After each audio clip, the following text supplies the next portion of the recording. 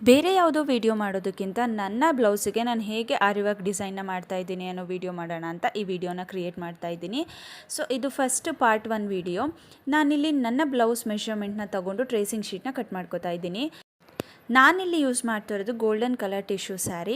So ಅದಕ್ಕೆ ನಾನಿಲ್ಲಿ ಅಳತೆ ಬ್ಲೌಸ್ನ ತೊಗೊಂಡು ಎಷ್ಟು ಲೆಂತ್ ಇದೆ ಮತ್ತು ಡೀಪ್ ಎಷ್ಟು ಬೇಕು ಅನ್ನೋದನ್ನು ಟ್ರೇಸಿಂಗ್ ಶೀಟ್ ಮೇಲೆ ಮಾರ್ಕ್ನ ಮಾಡ್ಕೋತಾ ಇದ್ದೀನಿ. ಸೊ ಈ ಥರ ಮಾರ್ಕ್ನ ಮುಂಚೆನೇ ನೀವು ಮಾಡಿಕೊಂಡು ನೆಕ್ಸ್ಟು ನೀವು ಯಾವ ಡಿಸೈನ್ನ ಟ್ರೇಸ್ ಮಾಡಬೇಕು ಅದನ್ನು ಟ್ರೇಸ್ ಮಾಡ್ಕೊಳ್ಳೋದ್ರಿಂದ ಡೈರೆಕ್ಟಾಗಿ ನೀವು ಇದನ್ನು ರೆಡಿ ಬ್ಲೌಸ್ ಪೀಸ್ ಮೇಲೆ ಇಟ್ಟು ಮಾರ್ಕ್ ಮಾಡಿ ಈಸಿಯಾಗಿ ವರ್ಕ್ನ ಮಾಡ್ಬೋದು.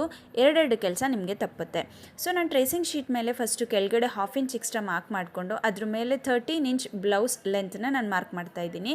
ಅದ್ರ ಕೆಳಗಡೆ 10 ಇಂಚಷ್ಟು ನಾನು ಬ್ಯಾಕ್ ಡೀಪ್ನ ತಗೋತಾ ಇದ್ದೀನಿ.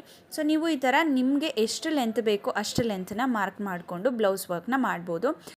ನೆಕ್ಸ್ಟು ನೀವಿಲ್ಲಿ ಬ್ರಾಡ್ ಎಷ್ಟು ಬೇಕೋ ಅಷ್ಟನ್ನು ತೊಗೋಬೋದು.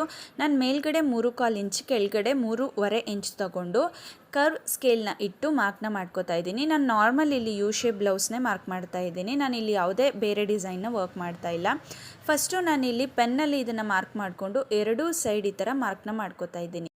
ನಿಮಗೂ ಕೂಡ ಆರಿ ವರ್ಕ್ ಬ್ಲೌಸಿಗೆ ಮಾರ್ಕಿಂಗ್ನ ಹೇಗೆ ಮಾಡಬೇಕು ಅಂತ ತಿಳ್ಕೊಬೇಕು ಅಂದರೆ ನನ್ನ ಬಯೋದಲ್ಲಿ ನನ್ನ ಯೂಟ್ಯೂಬ್ ಲಿಂಕ್ನ ಹಾಕಿರ್ತೀನಿ, ಅಲ್ಲಿ ಹೋಗಿ ನೀವು ನನ್ನ ವೀಡಿಯೋನ ಚೆಕ್ ಮಾಡ್ಬೋದು.